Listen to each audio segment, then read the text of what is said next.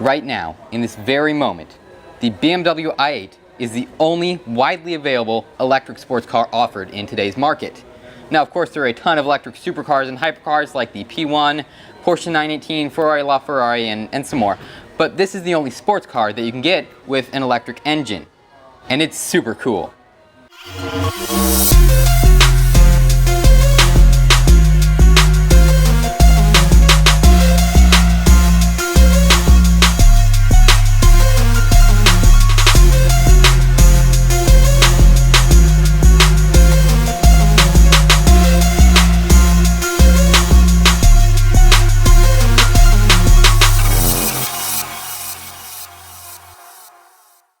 Now, BMW would have you think that it's a fully electric car, but it's not. It's actually a plug-in hybrid vehicle, as you can see. It has a 1.5 liter turbocharged 3-cylinder engine that is paired with an AC electric motor, and together they produce 357 horsepower and 420 pound-feet of torque. Now, the reason BMW put an electric motor in the car is to give it the ability to have all-wheel drive. So the electric motor powers the front wheels, and the internal combustion engine, the 3-cylinder, powers the rear wheels. So it makes it a really dynamic combination and a race sports car. Powering the AC electric motor and its 129 horsepower is a 7.1 kilowatt-hour lithium-ion battery, which can be charged via the engine, the regenerative braking system, or a charger, which takes around 2.5 hours with a 240-volt outlet. Now, the i8 has two transmissions. It has a 6-speed automatic with paddle shifters for the engine, plus a 2-speed for the electric motor, which adds quite a bit of weight. Now, the i8 looks a lot like a supercar. It has very sci-fi, sleek design to it. In fact, it has a drag coefficient of just 0.26, which is really incredible. But based on the performance specs of the car and, the engine size and the weight and all that, I really wouldn't consider it a true supercar. It's more of a sports car as far as performance goes. But as far as looks goes, yeah, it's a supercar. It has LED headlights up front, as well as the classic BMW kidney grills, except they're not exactly grills because it's an electric car, but they're there anyway.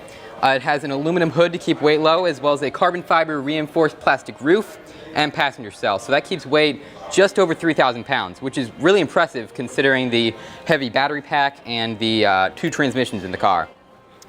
But back to the exterior. Like I said, it's very aerodynamic, very sleek. You've got kind of a hole here leading around back to let the air flow more smoothly.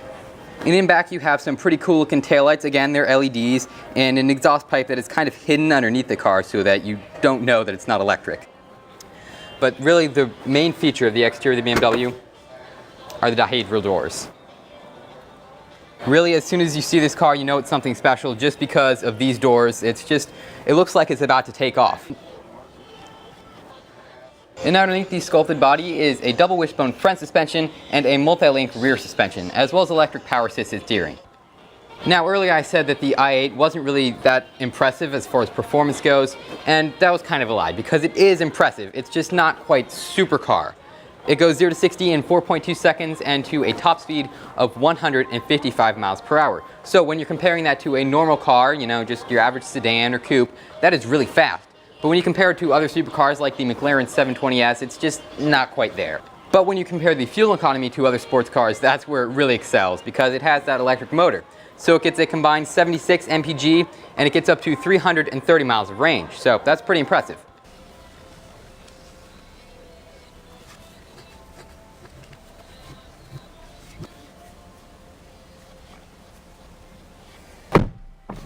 Now, if you like the exterior of the BMW i8 and you think it's really cool, which most people do, I would assume, then you'll probably also like the interior.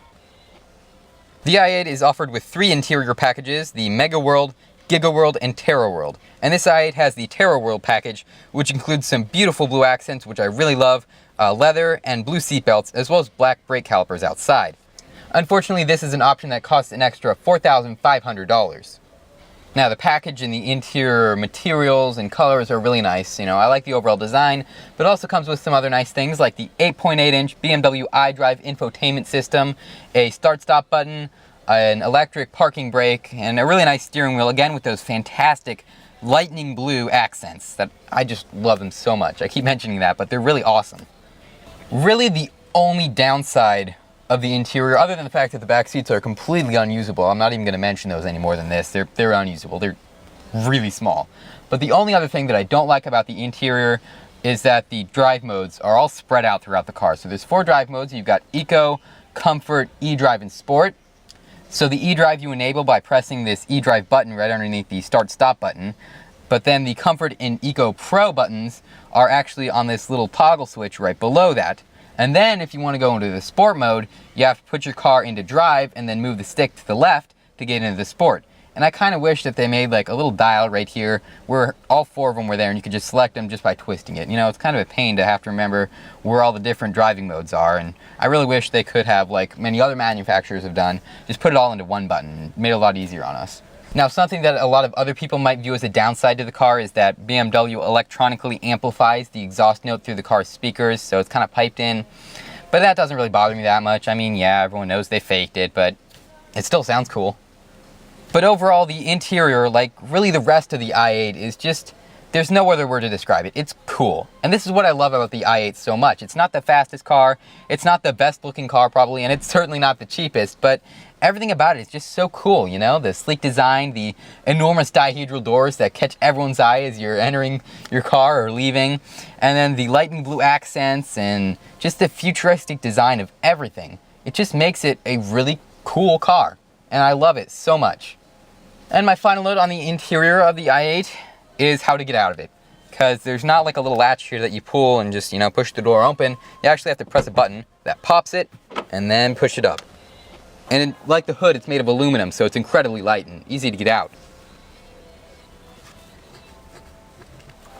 Sort of.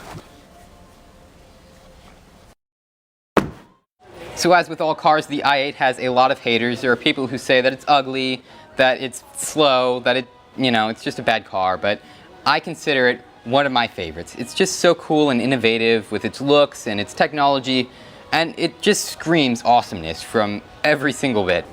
And as always, make sure to like this video and comment below, as well as go ahead and check out my channel. I've got tons of exotic supercar and hypercar reviews up, so remember to subscribe.